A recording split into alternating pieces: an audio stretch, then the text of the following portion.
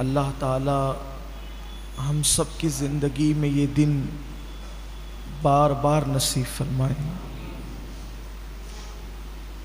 कितने खूबसूरत लम्हात है, इसीलिए सहाबाए किराम तमन्ना करते थे कि काश पूरे साल को रमज़ान शरीफ ही बना दिया जाए, क्योंकि यही बरकत वाले दिन है जिसमें फ़रिश्ते इंसानों पर, मोमिनों पर दुरूद भेजते हैं जब वो सहरी खा रहे होते, मग़फ़िरत की दुआएं हो रही होती है, रोज़ेदारों की दुआ पर फ़रिश्ते आमीन कह रहे होते हैं।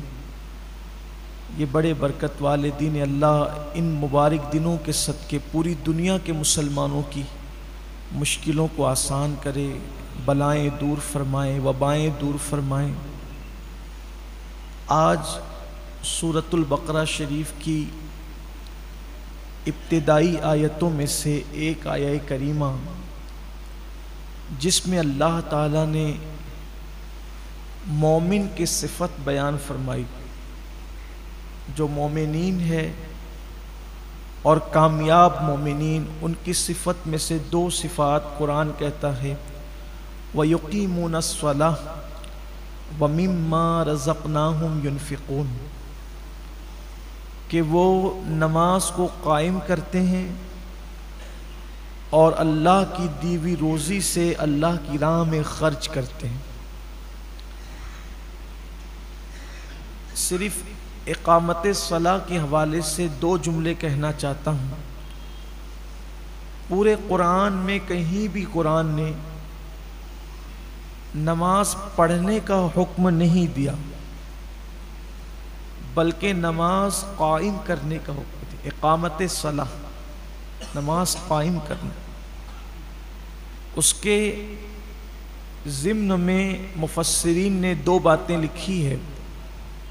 नमाज कायम करने का मतलब ये है कि एक वक्त की नमाज भी जानबूझकर ना छूटे, पहली बात। और दूसरी बात यह है कि जब तुम नमाज पढ़ो तो इस्लाम ने जो अरकान बताए हैं उसको ठीक ठीक अदा करो। जैसे हाथ उठाने का जो कानून है उसके मुताबिक हाथ उठाओ, हाथ बांधने का जो कानून है उसके मुताबिक, रुकू करने का जो कानून है उसके मुताबिक, यानी उस हदीस पर अमल करो, सल्लू कमा रायतुमूनी उसल्ली। अल्लाह के हबीब अलैहिस्सलाम फरमाते हैं, नमाज ऐसे पढ़ो जैसे मुझे नमाज पढ़ते हुए देखते हो। अब आप देख लें, नमाज की हालत में किसी के हाथ यूँ होते हैं, किसी के हाथ यूँ होते हैं, यानी जिसकी जो मर्जी है वो करता है। ये इक़ामत सलाह का कानून नहीं है, अपनी मर्जी नहीं। नमाज सीखिए और सीख कर पढ़िए। मैंने तफसीर कुरान में पहले ही दिन कहा था, जो रोज़ाना हमारे यहाँ होती है तरावी के बाद, कि कम से कम घंटा डेढ़ घंटा निकाल कर किसी अच्छे आलिम दीन के पास या किसी मालूमात वाले मुबल्लिग के पास थोड़ा सा बैठ कर नमाज सीख लें, ज़ाहिरी अरकान क्या हैं। तो इक़ामत सलात का पहला मतलब, पहला कौल उस पर, जानबूझ कर भी एक वक्त की नमाज न छोड़ी जाए। नंबर दो, तमाम अरकान को सही सही अदा किया जाए। और नंबर तीन, जब नमाज पढ़ो तो इस हालत में पढ़ो, अंतअबुदल्लाह कअन्नका तरा फ़इल्लम तकुन तरा फ़इन्नहु यराक। ऐसी इबादत कर जैसे गोया तू खुदा को देख रहा है। और अगर ये पोजीशन नहीं बन सकती तो फिर ये तसव्वुर करो कि अल्लाह तुम्हें देख रहा है और वो तो तुम्हें देख ही रहा है। यानी इस तसव्वुर के साथ नमाज पढ़ना कि अल्लाह मुझे देख रहा है। ये है इक़ामत सलाह। अब आप देख लें कि हम में कितने लोग हैं जिनका ये हाल है कि वो इक़ामत सलाह पर अमल करते हैं। नमाज पढ़ने से कोई कामयाबी नहीं मिलना है जब तक कि कुरान की इस मुराद पर अमल ना करो, इक़ामत सलाह के हवाले से। फिर कुरान कहता है, वमिम्मा रज़क़नाहुम युनफ़िक़ून।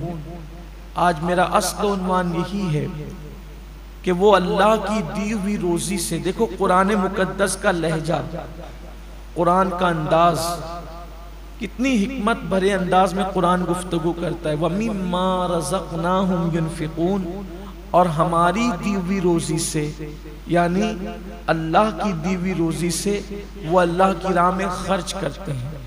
यहाँ ये खर्च से मुराद बाज़ मुफस्सिरीन, बल्कि अक्सर मुफस्सिरीन इस तरफ गए हैं कि इससे ज़कात का वजूब मुराद है, कि वो अल्लाह तबारक व तआला की दी हुई रोजी से ज़कात अदा करते हैं। निज़ाम ज़कात क्या है? पहली बात तो कुरान ने गलत फहमी दूर कर दी कि तुम अपने माल से नहीं देते, माल तो तुम्हारा है भी नहीं, तुम खुद तुम्हारे नहीं हो, हमारी दी हुई रोजी से जो हमने दिया है। इस्लाम में जब शुरू दिन थे, शुरू अय्याम थे, बड़ी सख्ती थी। देखिए हैरत भी होती है इस पर, खुशगवार हैरत होती कि जिन दिनों इस्लाम कबूल करना काफिरों की तरफ से भी सख्त अज़ियतें, मुश्किलें, मुसीबतें, इस्लाम का इजहार करने पर भी मारा पीटा जाता था, उस वक्त कवानीन भी सख्त थे। शुरू दिनों में, शुरू दिनों के कवानीन ये थे कि मुसलमान जितना कमाएंगे तो दिन भर में अपनी जरूरत पे वो जितना खर्च कर सकते हैं कर लें, बाकी जितने पैसे बचेंगे उनको बिस्तर पे जाने से पहले पहले वो सारे पैसे अल्लाह की राह में तकसीम कर देना है, यानी वो जमा नहीं कर सकते थे। इसीलिए जो शुरू दिन के मुसलमान हैं उनकी बड़ी अहमियत है। साबिक़ून अल-अव्वलून, उनका सवाब भी सबसे अलग है, बल्कि और सहाबा भी सवाब में उनके बराबर नहीं है। जो बाद में आए वो भी सहाबी है, जिन्होंने शुरू में कलमा पढ़ा वो भी सहाबी है, जो फतेह मक्का के बाद आए वो भी सहाबी है, दोनों काबिल एहतराम है। लेकिन ये जो साबिक़ून अल-अव्वलून है उनका मुट्ठी भर जौ खैरात करना और फतेह मक्का के बाद आने वालों का ओहद पहाड़ के बराबर सोना खैरात करना, दोनों बराबर नहीं। अब आप सोच सकते हैं, है दोनों सहाबी, है दोनों सहाबी। असल में ये हदीस जो आई है ना कि मेरे सहाबी का मुट्ठी भर जौ खैरात करना और तुम्हारा ओहद पहाड़ के बराबर सोना खैरात करना दोनों बराबर, हुआ ये था कि एक साहब ने जो फतेह मक्का के बाद ईमान लाए थे, उन्होंने किसी पहले ईमान लाने वाले सहाबी को कुछ कह दिया था, उनका दिल दुख गया था।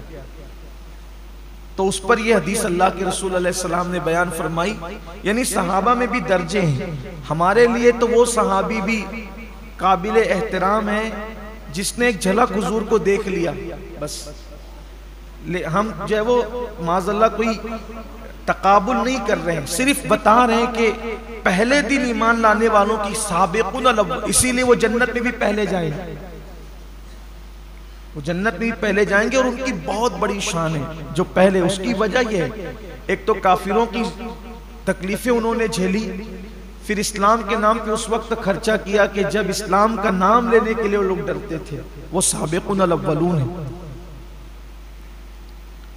तो उस वक्त के हालात ये थे कि पैसा नहीं जमा कर सकते थे, जितना खर्च कर दिया दिन भर में खर्च कर दिया, बिस्तर पे जाने से पहले सब आपको तकसीम कर देना है, जमा नहीं कर सकते थे। फिर जब ज़कात के अहकामात आए तो फिर इस्लाम ने इजाजत दी कि अब तुम पैसे जमा कर सकते हो, अब पैसा जमा करना तुम पर कोई गुनाह नहीं है, लेकिन अब उसमें शर्त यह है कि तुम अपनी जमा की हुई रकम में से 2.5% अल्लाह की राह में साल में एक मर्तबा दिया करो। फिर उसके मसारिफ बताए गए कि ये इन रास्तों में कमोबेश 7 तबके कुरान मुकद्दस ने बयान फरमाए हैं कि इन रास्तों में तुम्हें खर्च करना है, जिनमें से बहुत सारे तबकात हैं जो हिंदुस्तान में पाए नहीं जाते, तो उसकी तफसील आगे हम आपके सामने पेश करेंगे। अगर कोई शख्स नमाज की पाबंदी करता है लेकिन साल में एक मर्तबा 2.5% ज़कात अदा नहीं करता, तो अल्लाह के रसूल सल्लल्लाहु अलैहि वसल्लम फरमाते हैं अल्लाह उसकी नमाजें भी कबूल नहीं फरमाता, क्योंकि अल्लाह ताला ने जहां जहां ज़कात का जिक्र किया है नमाज के साथ किया। ज़कात का जिक्र हमेशा नमाज के साथ आया है। आप देख लें कुरान मुकद्दस में उठाकर, नमाज का जिक्र कहीं तन्हा कर दिया गया है, लेकिन हमेशा ज़कात को नमाज के साथ बयान किया गया। ज़कात का माना होता है पाक करने। ज़कात को ज़कात इसलिए कहते हैं कि हर चीज का एक मैल होता है, तो ये जो हमारा माल है उसका मैल निकालना, गोया एक समझाने के लिए कह रहा हूं। ये शारहीन ने भी लिखा है हदीस पाक की शरह में कि ये जो ज़कात निकाली जाती है माल का मैल है। तो जैसे कपड़ों से माल निकल जाता है तो कपड़े कैसे साफ हो जाते हैं, ऐसे जब हमारे माल से ज़कात निकल जाती है तो हमारा जो माल है वो महफूज हो जाता है, अल्लाह के किले में महफूज हो जाता है, और उसकी हिफाजत फिर अल्लाह अपने जिम्मे करम पर ले लेता है। और जो लोग अदा नहीं करते ज़कात, कुछ लोग ऐसे हैं कि जिन्हें बहुत तकलीफ होती है ज़कात अदा करने में, हालांकि दिया अल्लाह ने, और अदा कितनी करना है, सिर्फ 2.5%, यानी 100 रुपए पर 2.5 रुपया देना है सिर्फ।